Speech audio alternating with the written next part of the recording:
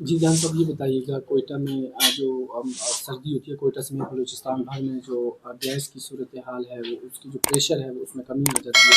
इसके लिए हुकूमत बलूचिस्तान क्या कर रही है? क्योंकि आए रोज़ लोगों को शदीद मुश्किलात का इससे सामना भी है, चूँकि लोगों का ये कहना है कि भारी भरकम बिल आ जाते हैं, लेकिन गैस का जो मसला है वो हल नहीं हो सकता इसके लिए। देखिए ये बिल्कुल एक दरीना मसला है कोयटा में, बलूचिस्तान में, बिलखुसूस सर्द इलाकों में।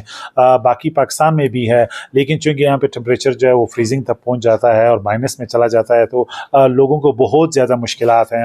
और ये बिल्कुल नाकाबिल कबूल सूरत हाल है कि हमें मुकम्मल गैस ना मिले। इस सिलसिले में वज़ीर आला बलूचिस्तान ने इसका नोटिस लिया है। इंशाल्लाह हम जो फेडरल इदारे हैं उनके साथ यानी इन टच हैं। इस वक्त जो भी किल्लत है मजमूई तौर पर गैस का मुल्क में, उस हवाले से हम कोशिश कर रहे हैं कि बलूचिस्तान को पॉजिटिवली जो है वो डिस्क्रिमिनेट किया जाए, ताकि जो हमारा मसला है देरीना फ्रीजिंग, जो इलाके जहाँ पे माइनस है, उन इलाकों में एक नॉर्मल गैस की सप्लाई को यकीनी बनाया जा सके। सेफ सिटी प्रोजेक्ट के बारे में क्या कहेंगे? सेफ सिटी प्रोजेक्ट बलूचिस्तान का एक तारीख़ी कदम है जो इस गवर्नमेंट ने उठाया है। पिछले 10 साल में ये अल्तवा का शिकार था।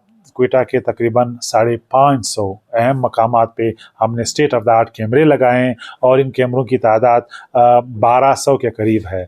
कोयटा में स्ट्रीट क्राइम्स हों, दहशतगर्दी के वाक़यात हों, उनको यानी उनको कम करने और काबू पाने में सेफ सिटी प्रोजेक्ट का बड़ा किरदार होगा।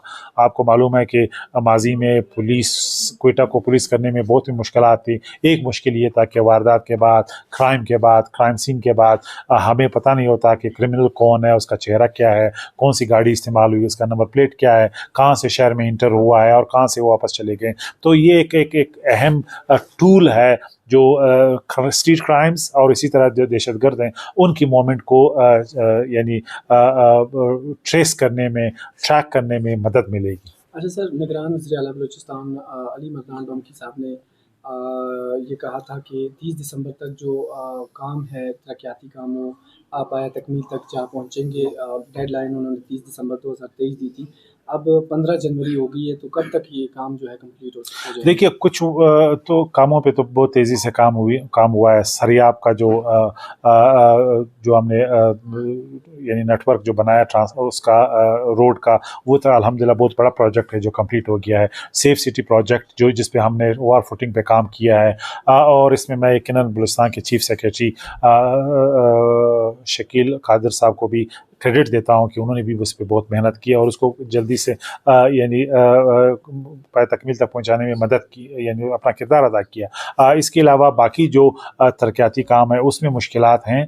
बिलखसूस जो ऑनगोइंग स्कीम्स हैं उसमें प्रॉब्लम ये है कि एस्केलेशन कॉस्ट हुआ है, और जिसकी यानी जो कीमत पहले थी वो बढ़ गई है, मार्केट में इन्फ्लेशन आया है। लिहाजा वो एक मसला है जो कॉन्ट्रैक्टर्स के साथ गवर्नमेंट निगोशिएट कर रही है। उसमें भी हम कोशिश करेंगे कि एक्सपीडाइट किया जा सके, लेकिन उसकी फंडिंग अवेलेबल है, और ये बदकिस्मती होगी कि ये जून तक मुकम्मल ना हो और जो फंड है वो लैप्स हो।